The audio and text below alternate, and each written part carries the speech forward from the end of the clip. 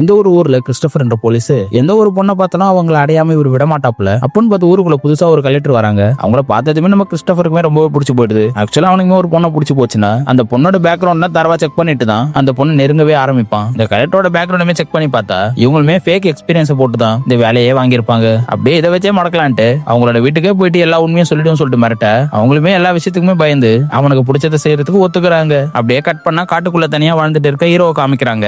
இவங்க அப்பாவுமே போலீஸா இருந்திருப்பாரு. அதனால இவனுக்குமே போலீஸ் ஆகணும்னு சின்ன வயசுல இருந்தே ஆசை. இவனுக்குமே ஒரே ஒரு ஃப்ரெண்ட் இருக்கான். அவனுமே இவனை பாக்குறதுக்கு அப்பப்ப காட்டுக்கு வந்துட்டு போயிட்டு இருப்பான். இவங்க ரெண்டு பேருமே ஒரு ஸ்மார்ட் வாட்ச் கட்டி இருப்பாங்க. அது மூலமா சிக்னல் கொடுத்தோம்னா மாறி மாறி மீட் பண்ணிப்பாங்க. இவங்க ரெண்டு பேருமே பிரபாஸோட மிகப்பெரிய ஃபேனா இருந்திருப்பாங்க. அப்பன்னு பார்த்து இந்த ஊருக்கு ஷூட்டிங் எடுக்கலான்ட்டு வந்திருப்பாங்க. ஸ்டண்ட்டுக்கு டூப் பண்றதுக்கு நம்ம ஹீரோ கூப்பிடுறாங்க. ஆனா அவனுமே இதுக்கெல்லாம் ஒத்துக்க மாட்டான். அப்பதான் அந்த ஃப்ரெண்டுமே இதுக்கு நீ ஒத்துக்கினா தான் ஒரு நாள் பிரபாஸ் வராரு, அவருக்கு நீ ஸ்டண்ட் பண்ணலாம் சொல்ல. அடுத்த நாள் ஷூட்டிங்லயுமே ஒரு சீன் எடுக்கிறாங்க. அந்த சீனை நம்ம படத்தோட ஹீரோவுமே நான் பண்ண மாட்டேன் சொல்லிட்டு பயப்படுறான். அப்பன்னு பார்த்து நம்ம ஹீரோவை கூட்டு இந்த சீனை பண்ண வைக்கிறாங்க.